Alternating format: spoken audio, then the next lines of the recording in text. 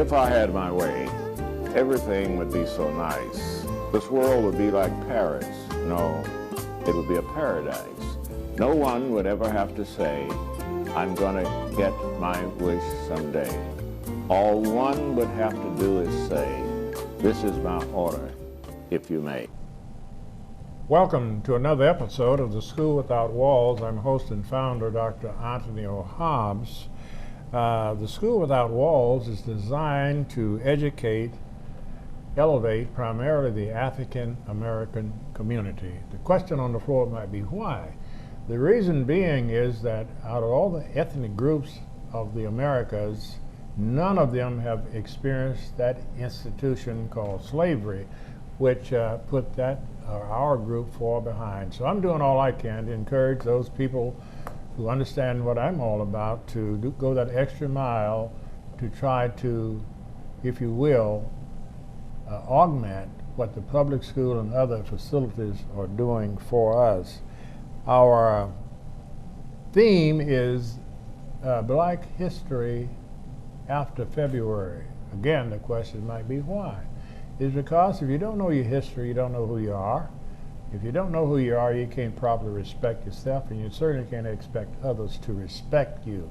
So we ask that all people who understand what I'm saying is to understand the significance of knowing your history, especially the pastors of the churches. You are the only leaders that I know of that have access to the African American community weekly. So we want you to take the educational building and turn it into a school. The public school does not address many of the needs that our children require. My guest today is a student here at the University of Arkansas. I believe it's Miss, not Mrs., right? Yes, sir. Miss Deason Grant, a student here at the University of Arkansas at Pine Bluff. She's an English major. And where are you from? I'm from Durham, Arkansas. Oh, you're an Arkansan. Yes, sir. Okay, Durham, Arkansas. Durham has a pretty good history of things going positive. Anything about Durham history that you know that you can tell me? Anything special about Durham that you remember? Yes, well, Durham is the home to Morris Booker College. There you go. Go ahead. And Dr. Kuntz went to Morris Booker College, and he graduated from the University of Arkansas at Pine Bluff, and he was the first African-American male to do an open heart transplant. Excellent, excellent. I'm glad you know that. That's Durham. That school produced one of the most outstanding physicians in the world, right? Yes, sir. I was in school with his brother. Oh, wow. And we come from the general area of eastern Arkansas. I'm acquainted with his father. His father was a preacher, Baptist preacher, and I was in school with his younger brother. He was ahead of me about 4 or 5 years. And so that's wonderful. That school. We don't want to forget Morris, what was it called? Morris Booker. Morris Booker. Now it's not in operation now, is it? No, it's not in operation, but we have events there. And the building is still there, The right? building is still there, and we're working on it, and we still have events. So it's still a historical monument there in center, Durham. right? It's a center for community to come together. Yes, sir. They used to have a daycare there. Do they have it still? The daycare is not there, but the daycare has relocated, but the daycare building is still there, but it's renamed after Dr. York Williams. Yeah, I was acquainted with him. We used to work in the same building in Little Rock. Oh, yeah, right. I'm acquainted with him and his family. Yeah, okay, that's excellent. Okay, let us also mention this while it's on my mind. I want you, general public, to take my phone number down here at the university. It's 870-575-8699. And call me if you have suggestions on what you might do to help improve this program, or fax me at, not fax me, email me at hobbsa@uapb.edu. I like to have suggestions. I need help. I need help, Brother Muhammad, I need help. So I want you all to do that. I also like to say hello to Dr. Mays, a good friend of mine. He's an MD here. You know Dr. Mays? Dr. Mays? Dr. Mays. No, sir. He's an MD here. He's a retired MD. He watches the program quite often. Now back to Miss Dessen. Okay, do you have any projections? No, let's not go to projections. What's your major? English education. English education. How are you classified? I'm a graduating senior. December or in December? December, yes. What in the world do you plan to do once you graduate? I plan on teaching in a rural area. All right. This is a girl here. She's going to prepare herself to really help her people by teaching, right? Yes, sir. In the rural community, rural area. Why in particular rural area? Well, that's where I went to school, and honestly, they don't have as much help as they need in the rural community. Right. Most teachers are just teaching to teach, or like you said earlier, just get a paycheck, but it's more important than that, and the kids in the rural areas really need that extra push and extra That's so true. A lot of the people want to go to the bigger cities, perhaps to get a little bit more money and things like that, but you're thinking about the foundation. Right. That reminds me of a scripture. It's the 11th number of Psalms that says, if the foundation be destroyed, what can the righteous do? And you're dealing with the foundation of our community, that is the rural areas, right? Right. Oh, very good, very good. Now, we have about 1 more minute on this side of the break. Time flies seemingly, doesn't it? Yes. Tell me about your siblings. You have any brothers and sisters? Yes, I have 2 brothers, and my brother is a freshman at the University of Arkansas at Little Rock, and I have a 2-year-old little brother. How did he get over in UALR? What happened to him? I tried. Boy, lost his mind maybe? I tried. He was in the STEM program here, and I really tried hard, but... Oh, he started here and transferred? No, he did the STEM program here. As a high school student? What do you mean? In between their college transition, the STEM UAPB hosts the STEM Academy, and that's where any school can come. Oh, I see. That's before he graduated from high school, I'm saying, right? No, it's after. It's in the summer in between college graduation. Okay, he came, but he didn't enter the university. Yes. Okay. All right, we're going to be back in a few minutes. It's break time now. We'll be back in a few minutes.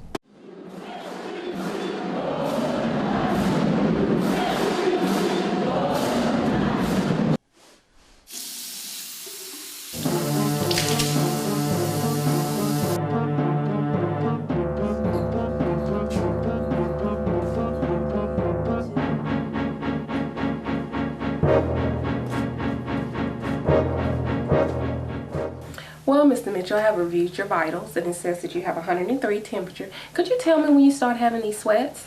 Well, Doc, it started last night. I was sweating like I'm sweating now. I was fatigued, my head was pounding.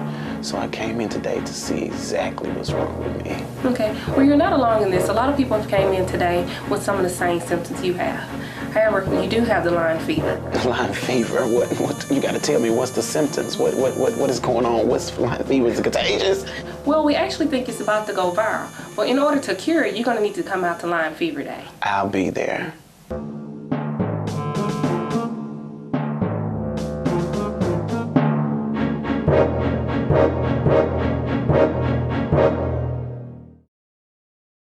I dare you. I dare you to change the world. Yeah, you. Getting that college education. I dare you to be somebody important. Like be a teacher. Or a reality TV star.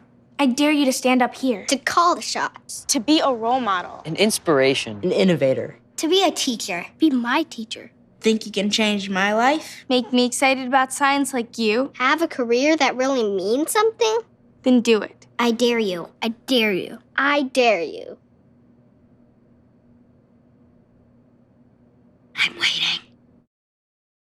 Those of you who have just joined us, I'm Dr. Anthony O. Hobbs, host and founder of this educational program, and my guest today is the lovely Miss Dessen Grant from Dermot, Arkansas. Dermot, Arkansas, okay, where Dr. Kuntz graduated from high school, the famous kidney specialist. Okay, now, I don't believe you told me about you giving me your parents' name, did you? No, Mom I and didn't. Dad, you want to say hello to them? I'll say hello to my mother, Mm-hmm. Ebony Grant Holloman, and she resides in Durham. And a special shout out to my grandmother, Jewel Grant, who is a 1964 AM&N college graduate. Hey, 1964. Yes, I see. sir. What does she do? She was an educator for over 20 I years see. in Durham Public Schools. Is your mother a graduate also? She's not a graduate, but she graduated from the University of Arkansas at Monticello, and she's currently working in preschool at Head of the Class Child Care and Learning Center in Monticello, Arkansas. I see. Tell her we'll forgive her for going to Monticello. Okay, tell me about your projections. I like for us to always have a plan. I wrote a little piece I'd like to share with you, too. I wrote this. By the way, just for you and the public, I'm a poet. Wow. You didn't know it, I didn't right? know. Okay. To build a house, one should have a plan. The unwise man purchases first the lumber, but the wise man purchases first the land. Okay? So that means projection is a plan. So what is your 5-year projection for yourself? Where you like to see yourself 5 years from today? 5 years from today, I would honestly, I'm going to have my book written in 5 years. Oh, you started on a book, right? I've started on my book. That's excellent, excellent. I really encourage more African Americans to write down your thoughts. You think we could get that young lady, Brianna Williams, to maybe take down some notes and consider writing? Brianna will write. She will write. Oh, good, good. We want to write. It's so important, to write. I did a little piece on that once, but I won't try to go into it. But the essence is just as you go along, you write things down, and the things you write today become history in the future. Now, okay, you want to have, what is the title of the book? You got a title yet? I don't have my title yet, but I have my vision. I'm a single parent, and I have a 6-year-old son. He'll be 6 Friday. And I had him when I was 16, so I know the struggles that African American young teenagers face, that they face every day, and it's becoming an absurd number. And they don't have the support that they need. And I've considered that my mission to giving back to young teenagers. That's one reason that I did want to teach. But my book will also portray the positive sides. Like, I'm a senior in college, I'm graduating, I'm not staying at home making more babies or living up to the statistic of black teenagers being pregnant. That should sell well, because it's a travesty in our society that so many have fallen through the cracks.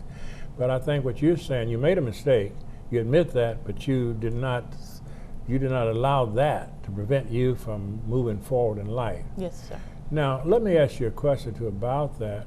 A lot of that has to do with the nurturing of your immediate family. Yes, you absolutely. See. So is that considered in your book? Yes, that's the main piece of my book. I wouldn't be here without my grandmother and my mother helping me raise my son and pushing me forward, saying, no, you won't fall through the cracks. You will graduate, you will succeed. That is so excellent. Whereas you were fortunate in the sense that you had this family structure. But I'm involved in helping. I have a 501c3 corporation called the Human Elevation Love Project.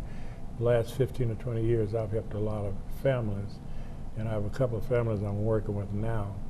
It's like the 4th generation of people like that. And for example, say 3 generations ago, the girl got pregnant at 12. Right. Then by the time she was 24, she was a grandmother. Right. Okay. No family to help them. They're just in that environment, almost like self-destructing. Right. Then the 3rd generation, grandmother, the great-grandmother is about 30-some years old. Nobody educated anywhere. And that is very detrimental to a people.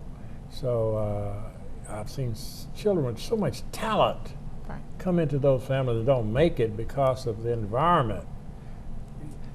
So often they get in these housing projects. Girl is now 24 years old, have 5 children, no grandparents, uncles or anybody to help them, men coming in, all that kind of stuff. And the little child that would have been something falls through the cracks too. We've just got to do something about it. Right. We just got to. I've seen a lot of good talent, first grade, second grade, third grade, fourth grade, and then it drops off by the fifth grade because she's seen too much mess in her own house. Back Right. to you. Okay, 10 years from now. 10 years from now. Mm-hmm. 10 years from now, I hope to still not be teaching, but Still not be teaching? Now, what do you plan to do in your work? I plan on teaching, But you don't want to teach forever. yes, sir. Okay, 10 years now, you plan to be perhaps doing what?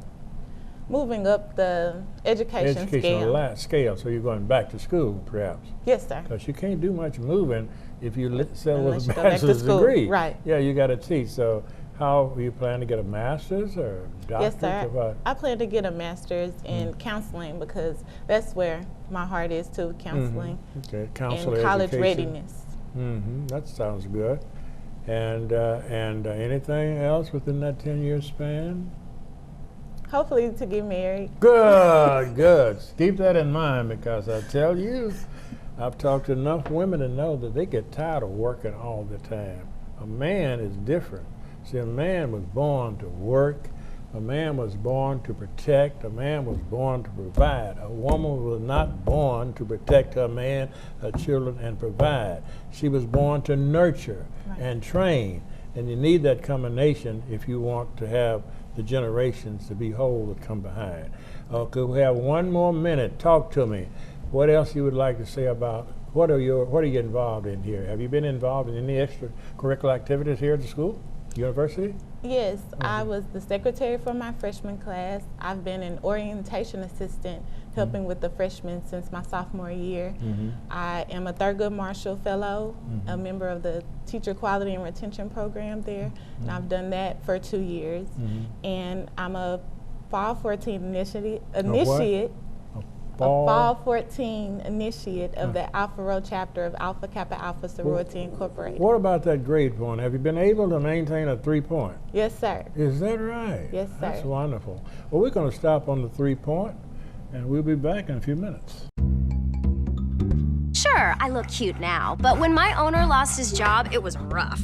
I was living on the street, and one night, me and this Cocker Spaniel got into it so bad, I wound up looking like an ice cream cone. I cried a little bit, but thankfully I got rescued, so I'm running, I'm jumping, all back to my old self, and I'm ready to give unconditional love, even if you put a lampshade on my head.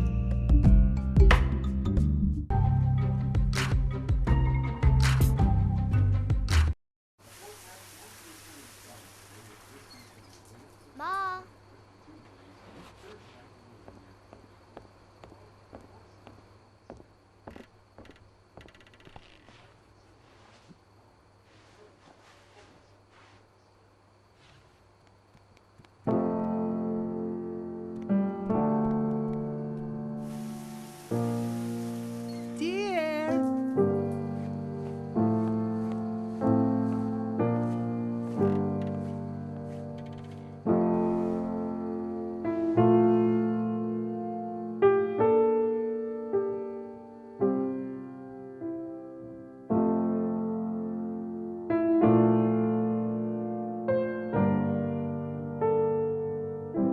In your new role, we help you help. Visit aarp.org/caregiving for information on how to provide even better care for the person who once took care of you.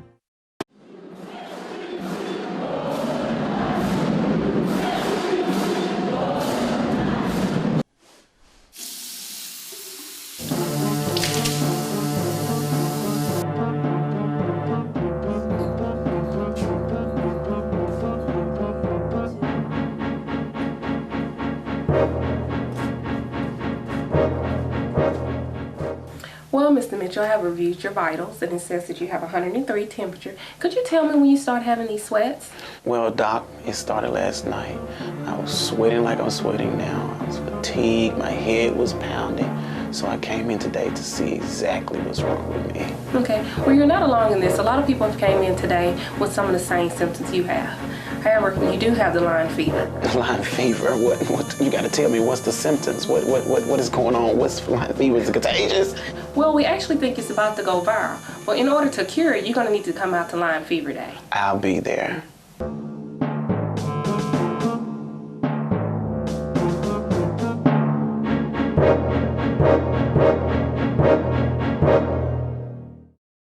those of you who have just joined us, I'm Dr. Anthony Hobbs, host and founder of this educational program called The School Without Walls, meaning that you don't have to stay within the walls of an organized institution to educate your people. I'm hoping some young person wants to emulate me. I'm trying to be a role model to you. All right? Now, my guest today is the lovely Miss Deason Grant from Dermot, Arkansas. Dermot, Arkansas. We're so glad to have you here with us. This is our final segment. What I want to do is something that I intended to do earlier, talk about the importance of Black history. I have a few inventions here. The stove was invented by T.A.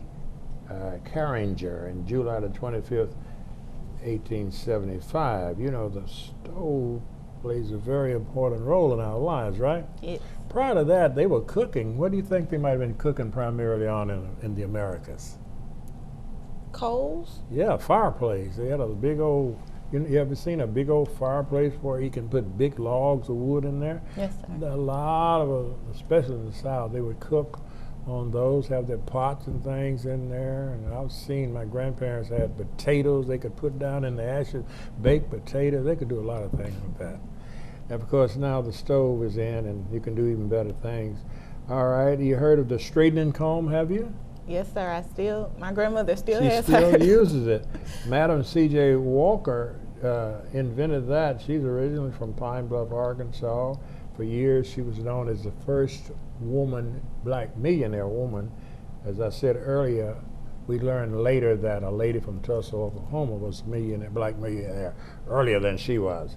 All right, the phone transmitter was Granville T. Woods, December the 2nd, 1884. Thermostat control, Frederick M. Jones, February 23rd, 1960. The traffic light. Ooh, they're everywhere, aren't they? Everywhere. The traffic light was invented by Garrett Morgan, November 20th, 1923. I want you to do some research, and I want Brianna to also do this, to find out if he got credit for it. A lot of those folks did great inventions, but they didn't get the credit for it. His family should be a multimillionaire, right? Right. Because they're everywhere in the world. The traffic light, Brianna might be surfing that right now. Are you? The traffic light. See if you can find out who invented the traffic. I mean, we have the name of the person. It was Garrett Morgan, but the question is, did he get credit for it financially? See, a lot of the people stole that. Okay, we have about 5 more minutes. We also want to talk about your major area. Your major area is English, right? Yes, sir. Now, we have 3 major modes of communication. Do you remember what they are? Number 1? Oral communication. Oral communication is number 1. That's talking, right? Yes. And what is the other one? Written communication. And what is the other one? I didn't mention it on the other program. The you remember the other one? Nonverbal. Nonverbal. Okay, so let's talk a little bit about the, we know that writing is important, but we do more verbal communication than we do writing, right? Right. Therefore, we want to really stress the importance of doing it in the best form. We call it standard English. Right. And I have listed about 50, 60 irregular verbs. Are we doing this in your class or is it another class? It's in our class. Your class, right, those irregular verbs. And the reason being, let us talk about a little bit here for the educating the general community, in as much as this is not taught in the public schools like when I was in school. So that's right. One disadvantage of the desegregated school system. We don't have educators in position of influence to address the needs of African Americans. They just put into a system that's primarily meeting the needs of the European Americans. For example, the European Americans, few of them have had the experience of being in an environment of incorrect grammar 24/7. Okay. Right. And we can transmit this through our mothers. So let's take the verb I'm going to take a regular verb and show you how easy it is, because they pick this up. The verb to work. You say, I worked with him yesterday. That's past tense, isn't it? Right. Then we have something called a past participle that's not taught well. The past participle, Brother Muhammad, needs to have a helping verb. You understand? It needs a helper, but the past tense doesn't. Yesterday I worked with my dad. That's the past tense. The past participle is I have worked with my dad before, for example. Right. That's and I have worked. The same spelling. Right. You have worked. We have worked. Same spelling. No deal. No hard deal. But you take an irregular verb, the past participle spells differently, and it has to be taught. You can't pick it up. Let's take the verb to come. You said, yesterday I came to school with my brother. That was yesterday, past tense. The past participle would be, yes, he had come to school earlier. Those who don't know it are going to take the same process. He had came to school. And that is destroying a lot of us when it comes to jobs where the company wants somebody who speaks standard English to represent them. You know how to take a computer together and put it back blindfold, but you don't get the job because you had came in. You understand? Right. So we've got to stop that. And preachers out there, hear me please. And you have teachers in your congregation that know what I'm talking about. Get them to teach your people the irregular verbs. That's all. You don't try to say English. The irregular verbs is where the problem is. I've studied that, and that's what it is. We got 1 minute. We're glad to have you here. What you want to say for the last word? Speak to the young people out there. Do a little recruiting. I do a little recruiting. I'm so happy to be at the University of Arkansas at Pine Bluff. Just this right here is an example of how you can get out there and get your face out there. And I'm just so happy to be here with you, Dr. Hobbs, and thank you for this experience. Glad to have you, and please come back. I will. Okay.